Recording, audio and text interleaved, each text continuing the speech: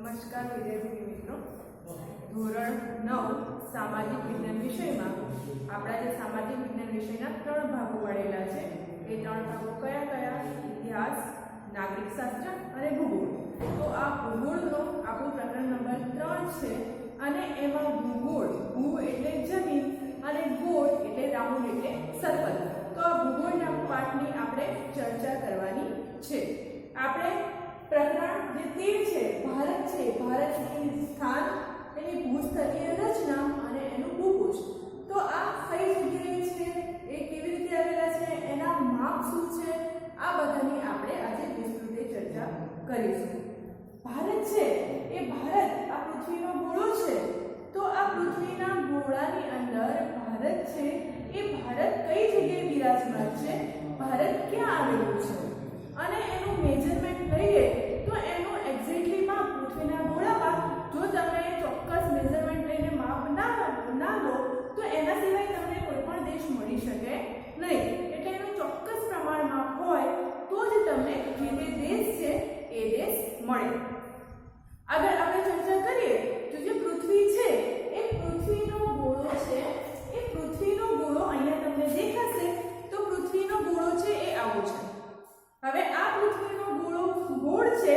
હવે તમે રાઉન્ડમાં જોશો તો તમને આ આગળનો ભાગ છે એ જ ભાગ દેખાશે, એનો પાછળનો ભાગ છે એ તમને દેખાશે નહીં. સેમ આપણે એવું જ હોય છે કે આપણી સામે જે પૃથ્વીનો ભાગ છે એ જ દેખાય છે, પરંતુ સેમ એવો પાછળનો ભાગ છે એ પણ એવો જ રહેલો છે. ટૂંકમાં કહીએ તો પૃથ્વી છે, સેટેલાઇટના દ્રશ્યમાં જોઈએ તો આપણને પૃથ્વી આવી દેખાય છે. એટલે એ સેજ નમેલી અને નારંગી જેવા આકારની છે એ પૃથ્વી આપણને દેખાય છે. એટલે આગળથી એનો ભાગ છે સેમ એવો જ ભાગ આપણને પાછળની તરફ છે એ જોવા મળે છે. પરંતુ આપણે પૃથ્વીને નારંગી જેવી તો છે, પરંતુ એનો ઉપરનો અને એનો નીચેનો ભાગ છે એ સહેજ ચપટો છે. ચપટો એટલે એકદમ રાઉન્ડમાં નહીં પણ સહેજ બેસેલો. તો એનો ઉપરનો અને નીચેનો ભાગ છે એ ચપટો જોવા મળે છે. હવે આ આખી પૃથ્વી છે એ આખી પૃથ્વી છે એ 360 અંશમાં વહેંચાયેલી છે.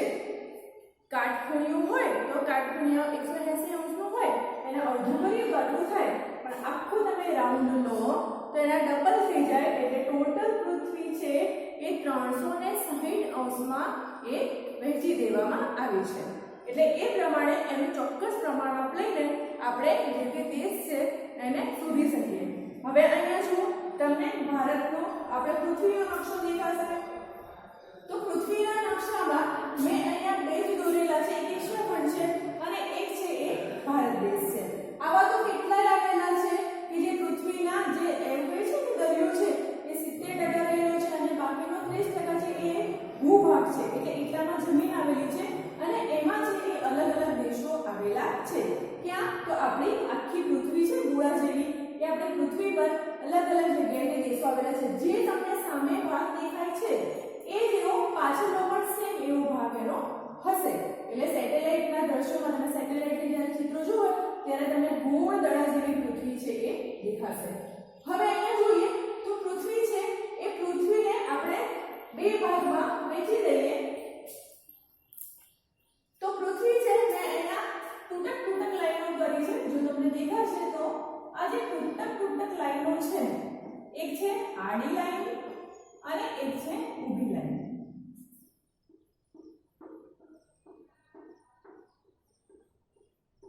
તો આ લાઈનો છે એ સ્પષ્ટપણે દેખાતી નથી, પણ આમાં જે આડી લાઈનો છે એ આડી લાઈનને કહેવાય છે અક્ષાંશ અને ઊભી લાઈન છે ઊભી લાઈનને કહેવાય છે રેખાંશ. તો આ તમારે યાદ રાખવાનું છે કે આડી લાઈન છે આડું એટલે અક્ષાંશ. તો જે પૃથ્વીની અંદર જે પણ આડી લાઈનો છે એ આડી લાઈનને કહેવાય અક્ષાંશ અને ઊભી લાઈનને કહેવાય છે રેખાંશ. એટલે બે ભાગ પાડી દીધા છે. હવે ટોટલ વૃત્ત છે. તો વૃત્તો કેટલા છે? તો વૃત્તો છે એ ટોટલ 3 છે. આપણે અહીંયાથી શરૂઆત કરીએ તો પહેલું આવશે કર્કવૃત્ત, બીજું આવશે વિષુવવૃત્ત અને ત્રીજું આવશે મકરવૃત્ત. એટલે વૃત્તો, પૃથ્વીના જે વૃત્તો છે એ વૃત્તો 3 છે. પહેલું છે કર્કવૃત્ત,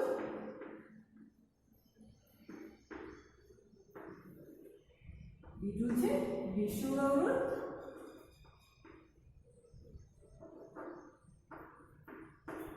અને ત્રીજું મકરવૃત્ત.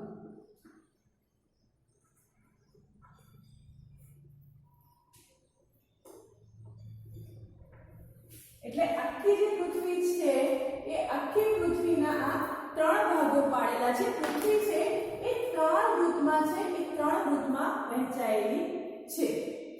હવે એને તમારે યાદ રાખવું પડે. તમને પરીક્ષામાં પૂછાય કે પૃથ્વીના ગોળાનું રેખાચિત્ર દોરો.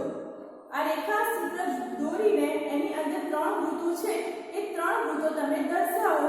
તો તમારે યાદ રાખવાનું એની શોર્ટકટ રીત છે ક V મ. ક ફોર કર્કવૃત્ત, V ફોર વિષુવવૃત્ત અને મ ફોર મકરવૃત્ત. એટલે તમારે પૃથ્વીનો ગોળો દોરવાનો અને એમાં સ્ટેપ બાય સ્ટેપ આને 3 વૃત્તો છે કે જે પૃથ્વીના પાસે પસાર થાય છે. તો કર્કવૃત્ત, વિષુવવૃત્ત અને મકરવૃત્ત. હવે એના પછીનો વિચારીએ તો પૃથ્વી છે એ પૃથ્વીનો જો અડધો ભાગ કરી દેવામાં આવે, કોઈ નારંગી છે તો નારંગી છે તો કોઈ દડો છે તો હું એને વચ્ચેથી કાપી નાખું તો એ અડધું દડો થઈ જશે. અડધો દડો એટલે આ પૃથ્વીનો આ ભાગ છે અહીંયાથી કટ કરી નાખવામાં આવે તો અડધો ગોળો બની જાય. આ અડધો ગોળો એટલે એને કહેવાય ગોળાર્ધ. ગોળાર્ધ, ગોળાર્ધ એટલે અડધી પૃથ્વી. તો અડધી પૃથ્વી છે એ ગોળાર્ધ છે. હવે અહીંયા મોટા ભાગનો આપણો જે ભારત દેશ છે એ અહીંયા મેં તમને બતાવવા માટે સહેજ નકશો મોટો કર્યો છે કે જેથી તમને એશિયા ખંડ અને ભારત દેખાય. બાકી આપણી આખી જે પૃથ્વી છે એના ઉત્તર ભાગમાં એટલે કે એની ઉપરના ભાગમાં ભારત આવેલું છે. એટલે ભારતનો મોટા ભાગનો જે વિસ્તાર છે એ ઉત્તર તરફ આવી જાય છે. એટલે આપણી જે પૃથ્વી છે એને આ 3 વૃત્તોમાં વહેંચી દેવામાં આવી છે અને એમાંથી જે ઉત્તરનો ભાગ છે એમાંથી ભારતનો મોટા ભાગનો જે પ્રદેશ છે એ પ્રદેશ આવી જાય છે. અને એશિયા ખંડ છે જ્યારે અલગ અલગ ટુકડામાં, જ્યાં જે ભૂભાગ છે તો અલગ અલગ ટુકડામાં એ ભૂભાગમાં અલગ અલગ દેશો આવેલા છે. કુલ પૃથ્વીની અંદર 7 ખંડો આવેલા છે અને આ 7 ખંડોમાંથી આ એક છે એશિયા ખંડ. તમને અહીંયા દેખાશે તો આ જે એશિયા ખંડ છે આ એશિયા ખંડ છે એ પૃથ્વીની ઉત્તરના ભાગમાં આવેલો છે. અહીંયા ઉપરની તરફ જોશું તો ઉપરનો ભાગ હશે એ ઉત્તર ભાગ, નીચે તરફ જાઓ એટલે એ દક્ષિણ એટલે કે દક્ષિણનો ભાગ.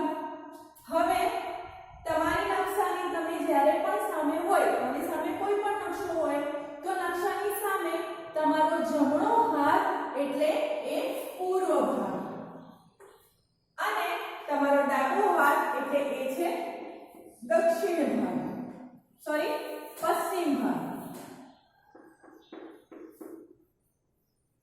ફરીથી જો ઉપરના પૃથ્વીના ગોળાના તો તમારી પાસે કોઈ નકશો હોય તો ઉપરનો ભાગ આવશે એ ઉત્તર ભાગ આવશે, નીચેનો ભાગ આવશે એ દક્ષિણ ભાગ આવશે.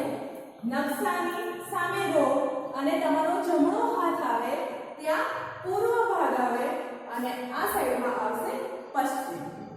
તો આ રીતે પૃથ્વી છે કે નકશો છે એ ચારે દિશાઓમાં એને આ રીતે વહેંચવામાં આવે.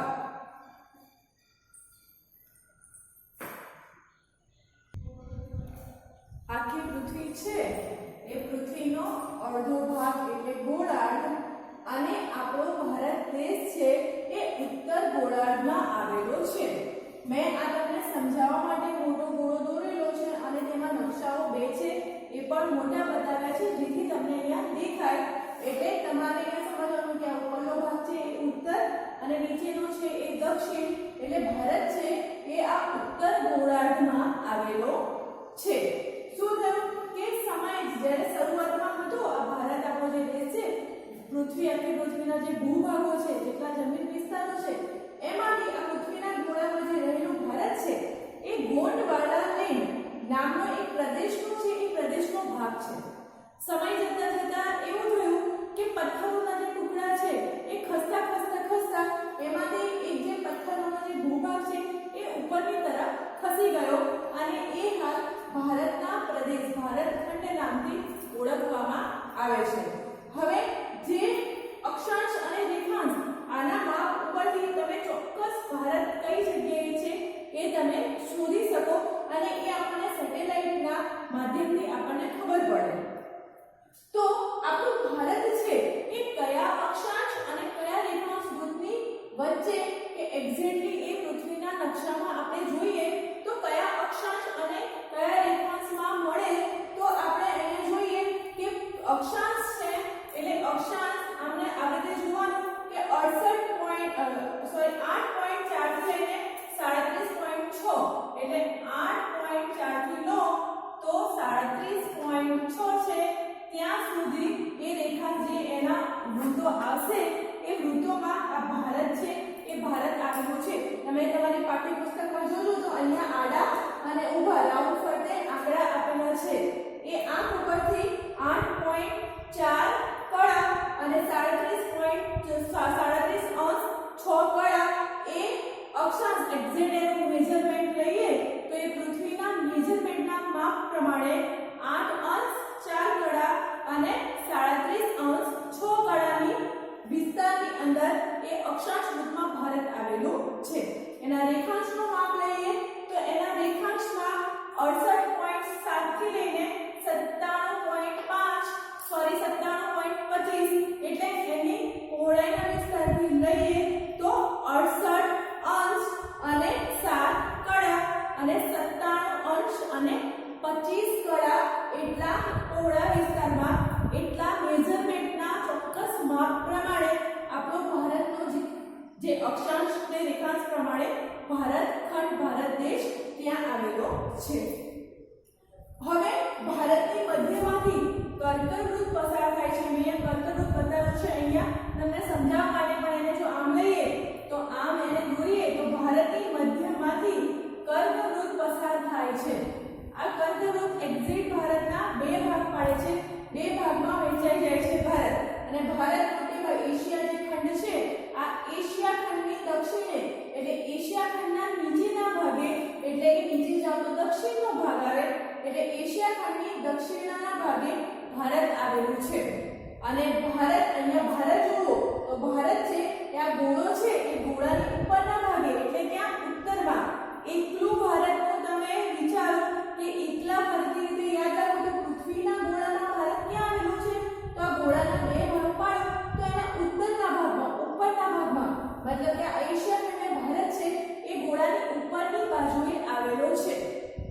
એટલે આપણો ભારત દેશ છે એ ભારત છે એ ઉત્તર ગોળાર્ધમાં આ પૃથ્વીના ગોળાની ઉપરના ભાગમાં એટલે ઉત્તર ભાગમાં આવેલો છે. અને આ એશિયા ખંડ છે એની નીચેની તરફ કારણ કે એશિયા છે અહીંયા નીચેની તરફ ભારત છે એટલે નીચે આવ્યું દક્ષિણ બરાબર. તો એશિયા ખંડનું જ્યારે નામ લેવામાં આવે એશિયા ખંડની કઈ બાજુ આવેલું છે તો એશિયા ખંડનું નામ લેવામાં આવે ત્યારે એશિયા ખંડની દક્ષિણના ભાગમાં ભારત આવેલું છે. હવે આગળ આપણે જોઈએ તો ભારતની મધ્યમાંથી છે એક કર્કવૃત્ત પસાર થાય છે. હવે આ કર્કવૃત્ત છે એ કર્કવૃત્ત ભારતના કયા કયા રાજ્યોમાંથી પસાર થાય છે એ તમારી પાઠ્યપુસ્તકમાં નથી પણ તમને સમજાવવા માટે તમારી જાણકારી માટે યાદ રાખવાની શોર્ટકટ ટ્રીક છે. મમ્મી પણ ગુજરાતી છે. મ ફોર મણિપુર, મી ફોર મિઝોરમ, પ ફોર પશ્ચિમ બંગાળ, ગુજરાતી એટલે ગુજરાત અને છે એટલે છત્તીસગઢ. તો આટલા જે રાજ્યો છે 6 રાજ્યો આ 6 રાજ્યોમાંથી કર્કવૃત્ત છે એ પસાર થાય છે. મમ્મી પણ ગુજરાતી છે. મણિપુર, મિઝોરમ, પશ્ચિમ બંગાળ, ગુજરાત અને છત્તીસગઢ. હવે ગુજરાત પર્ટિક્યુલર આપણે ગુજરાત લઈએ તો આપણા ગુજરાતમાંથી પણ કર્કવૃત્ત પસાર થાય છે. તો ગુજરાતના કયા કયા જિલ્લાઓમાંથી કર્કવૃત્ત પસાર થાય છે તો એના માટે યાદ રાખવાનું છે અ સા ગ પાક, અસાગ મ પાક, અ ફોર અરવલ્લી, સ ફોર સાબરકાંઠા, ગ ફોર ગાંધીનગર, મ ફોર મહેસાણા, પા ફોર પાટણ અને ક ફોર કચ્છ. એટલે આ રીતે તમારે યાદ રાખવાનું. તમને કોઈ પૂછવામાં આવે કે તમારી નોલેજમાં એ વસ્તુ હોવું જોઈએ કે કર્કવૃત છે એ ભારતના કયા કયા રાજ્યોમાંથી પસાર થાય છે અને કર્કવૃત છે તો ગુજરાતમાંથી કયા કઈ જિલ્લાઓમાંથી કે કયા કઈ જગ્યાએથી કયા કયા પ્રદેશોમાંથી પસાર થાય છે એ યાદ રાખવાની આ રીત છે.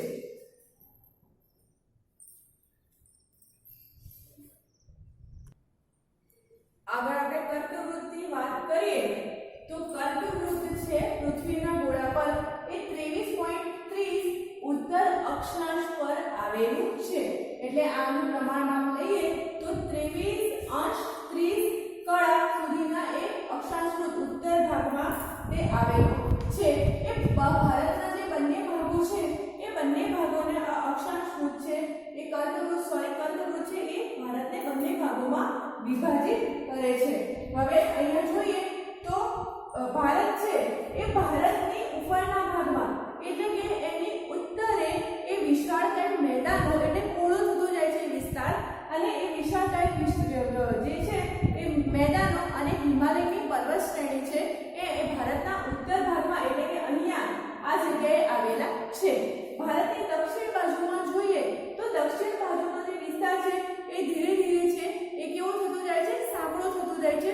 એ ભૂભાગ છે એ ભૂભાગ એનો સાંકડો થતો જાય છે અને એ છે એ જો દક્ષિણ તરફનો ભૂતરફનો ભાગ સાંકડો થતો જાય છે અને એ દ્વીપકલ્પ બનાવે છે. દ્વીપકલ્પ એટલે એ ત્રણ બાજુએ સમુદ્રથી ઘેરાયેલો ભાગ છે એ ઘેરાયેલો ભાગ એ દ્વીપકલ્પની રચના કરે છે. એટલે આમ જોવા જઈએ તો ભારતનો જે અક્ષાંશ અને રેખાંશ ભાગ છે એ એનો વ્યાપ છે એ લગભગ એનો સરખો છે કારણ કે એ સરખા ભાગમાં છે એ વિભાજિત થયેલો છે.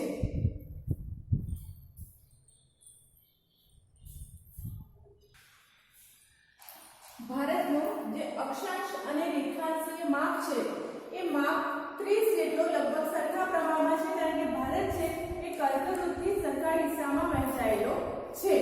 ભારતમાં તમે જોવા જાઓ તો ઉપર શરૂ કરો તો કાશ્મીરથી લઈને કન્યાકુમારી છે. તો અહીંયા ઉપરથી જુઓ તો કાશ્મીરથી શરૂ કરી અને કન્યાકુમારી એટલે આપણા ભારત દેશની જે લંબાઈ છે એ છે 3214 કિલોમીટર અને ગુજરાતમાં પશ્ચિમથી શરૂ કરો તો પૂર્વમાં અરુણાચલ પ્રદેશ સુધી એટલે કે અહીંયા ગુજરાતથી શરૂ કરો પશ્ચિમથી અને આ પૂર્વમાં અરુણાચલ પ્રદેશ સુધી જે ભારતનો વિસ્તાર છે એટલે કે એની પહોળાઈ છે એ 2933 કિલોમીટરની છે. આ તમને પૂછાય તો તમારે યાદ રાખવાનું કે ઉપર કાશ્મીરથી લઈને કન્યાકુમારી સુધીનો એની લંબાઈ છે એ 3214 કિલોમીટર જેટલી છે અને એનું ગુજરાતથી લો પશ્ચિમથી શરૂ કરો તો પૂર્વમાં અરુણાચલ પ્રદેશ છે ત્યાં સુધી એની વિસ્તાર એટલે કે એની પહોળાઈ છે એ છે 2933 કિલોમીટર જેટલી છે. હવે જે આખો ભારત છે એ આખો ભારત છે એના જે અલગ અલગ સ્થળો અલગ અલગ જિલ્લાઓ આવેલા છે એના સમય છે એ સમયમાં 2 કલાકનો તફાવત જોવા મળે છે.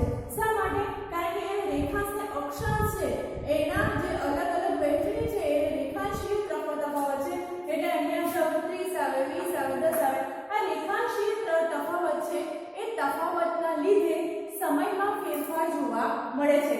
એટલે કે જો પૂર્વમાંથી સૂરજ ઉગે જો આ પૂર્વમાંથી સૂરજ ઉગે તો એને અહીંયા ગુજરાતમાં 2 કલાક એટલે અહીંયા જ્યારે સૂરજનો કિરણો તમને દેખાય તો અહીંયા 2 કલાકનો તફાવત આવે એટલે ગુજરાતમાં હજી સુધી રાત હોય પરંતુ સમય હોય અજવાળું થયું ન હોય એટલે આ 2 કલાકનો તફાવત જોવા મળે છે. એટલે આ જે સ્થાનિક સમય છે એ સ્થાનિક સમય જ એ ભારતનો એનો પ્રમાણ સમય લેવામાં આવ્યો છે. એટલે કન્ફ્યુઝન ના થાય કે પર્ટિક્યુલર રીતે વિસ્તારનો સ્થાનિક સમય છે એ પ્રમાણ સમય વિસ્તાર પ્રમાણે લેવામાં આવ્યો છે. એટલે ધારો કે આ સાઈડમાંથી હું કહે તો 2 કલાકનો સમય ગુજરાત સુધી એની કિરણો છે કે એનો પ્રકાશ છે તમે જોતા હશો ન્યૂઝપેપરમાં કે સૂર્યનો ઉદય સમય આટલો તો બીજા વિસ્તારમાં હશે તો થોડા 15 મિનિટ લેટ હશે તો સૂર્યનો ઉદયનો સમય આટલો. તો જેમ જેમ સ્થળો પૂર્વથી લઈને પશ્ચિમ તરફ આવતા જાઓ તેમ તેમ એનો જે સૂર્યનો ઊંઘવાનો સમય છે એ થોડો એટલે જો અહીંયા પૂર્વમાં અરુણાચલ પ્રદેશમાં ઈટાનગરમાં હોય તો 6 વાગે સૂર્ય ઉગી ગયો હોય તો અહીંયા કિરણો પહોંચતા 8 વાગી જાય, એટલે આશરે 2 કલાકના સમયનો તફાવત જોવા મળે છે. હવે ભારતના કુલ વિસ્તારની વાત કરીએ તો ભારતનો કુલ વિસ્તાર છે એ 32.8 લાખ ચોરસ કિમીનો ક્ષેત્રફળ. આખો જે વિસ્તાર છે ભારતનો એનો વિસ્તાર છે 32.8 લાખ ચોરસ કિમીનો વિસ્તાર ભારત દેશ છે એ ધરાવે છે. તો ક્ષેત્રફળની દ્રષ્ટિએ જુઓ તો આપણો ભારત દેશ છે એ વિસ્તાર એના ક્ષેત્રફળની દ્રષ્ટિએ એની પહોળાઈની દ્રષ્ટિએ એ 7મા ક્રમે વિશ્વના જે દેશો છે એ દેશોમાં 7મા ક્રમે 7મું સ્થાન ધરાવે છે. એટલે કે ભારતનો જે ભૂમિભાગ છે એ કુલ જેટલા દુનિયામાં જેટલો આ પૃથ્વીનો ગોળો છે એમાં જેટલા પણ ભૂમિભાગો છે એ ભૂમિભાગોના માત્ર 2.42% એ ભારત દેશ એ ભૂમિભાગ ધરાવે છે. એટલે તમે વિચારો કે પૃથ્વીમાં અલગ અલગ જે 7 ખંડો છે કે અલગ અલગ દેશો છે એ બીજા વિસ્તારના ભૂમિભાગ ભોગે છે, તેમાંથી આપણો જે ભારત દેશ છે એ માત્ર જેટલી પૃથ્વીમાં ભૂમિ છે જેટલી જમીન છે એના વિસ્તારમાં 2.42%નો જ ભૂમિભાગ આપણો ભારત દેશ છે એ ધરાવે છે. હવે વાત કરીએ તો જે અલગ અલગ દેશો છે એ અલગ અલગ દેશોમાં આપણો ભારત દેશ છે એ ક્ષેત્રફળ આપણા વિસ્તારની દ્રષ્ટિએ 7મા ક્રમે છે. તો 7મા ક્રમે છે તો બાકીના 6 દેશો હશે એ વિસ્તારમાં ભારત કરતા મોટા હશે. તો મોટા છે એ કયા દેશો? તો 6 દેશો છે ભારત કરતા મોટા છે. એમાં પ્રથમ આવશે રશિયા, પછી કેનેડા, પછી યુએસ, ચીન, બ્રાઝિલ અને ઓસ્ટ્રેલિયા. તો આ જે દેશો છે એ ભારત કરતા વિસ્તારમાં વધારે ક્ષેત્રફળ ધરાવતા દેશો છે. આજના લેક્ચર પૂરતું આટલું. નેક્સ્ટ વિડીયોમાં આપણે પાઠની અગાઉની માહિતી જોઈશું. Thank you.